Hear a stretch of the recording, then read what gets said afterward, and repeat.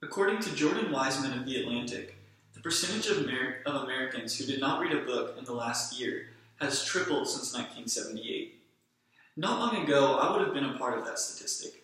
However, in the last couple of years, I've taken up the habit of reading books, and I've really been able to experience the many benefits that come with it.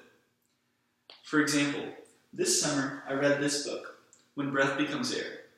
When Breath Becomes Air is a memoir by Paul Kalanithi, a neurosurgeon who was diagnosed with terminal cancer and who spent his final days writing his life story on these pages. By reading this book, I was able to gain new perspective on life and develop a greater sense of empathy. I also learned new terminology and was exposed to new ideas. But most importantly, I was able to slow down my busy schedule to de-stress and reflect on life. In a society where people are always on the move, sleep-deprived and stressed out with work, school, and politics, it is important that we give ourselves the necessary time to rest, reflect, and focus on personal growth. This is why I recommend that each of you take up the habit of reading books. In society today, people are overwhelmed with stress and anxiety. According to the American Psychological Association, or the APA, 2017 marks a significant increase in stress levels among Americans. And this is notable because it's the first time in 10 years that the APA has recorded such an increase. Stress is a big problem because it can lead to a variety of health issues, one of the most prominent being a lack of sleep. According to the Center for Disease Control and Prevention, 1 in 3 adults do not get enough sleep each night, and this can lead to an increased risk for a variety of chronic illnesses such as diabetes and heart disease. AnxietyCenter.com also mentions that high stress can cause increased impatience and irritability.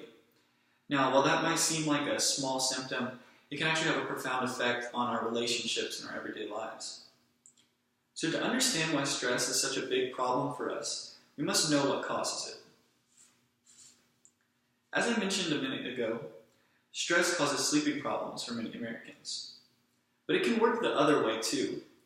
According to Harvard Medical School, a lack of sleep can also be a cause for increased stress. So when people do not get enough sleep, they're more likely to become stressed, which in turn makes them less likely to get good sleep. So as you can see, it really becomes a vicious cycle. NPR also gives another reason for stress in America today, especially in the last year, and it's tied to politics. According to a study done by the APA in January, 57% of people polled said that they were stressed because of the current political climate, and 66% of people polled said they were stressed about the future of our nation. The article goes on to say that one reason for this high political stress is that we are constantly bombarded with news, whether that be through social media, TV, or other news outlets. So in review, 2 of the main causes of stress for Americans are a lack of sleep and an overexposure to media, which leads to high political stress. So now that we have identified the problem of high stress among Americans, I want to take a look at a solution that many people have tried using to cope with stress, but that has been ineffective.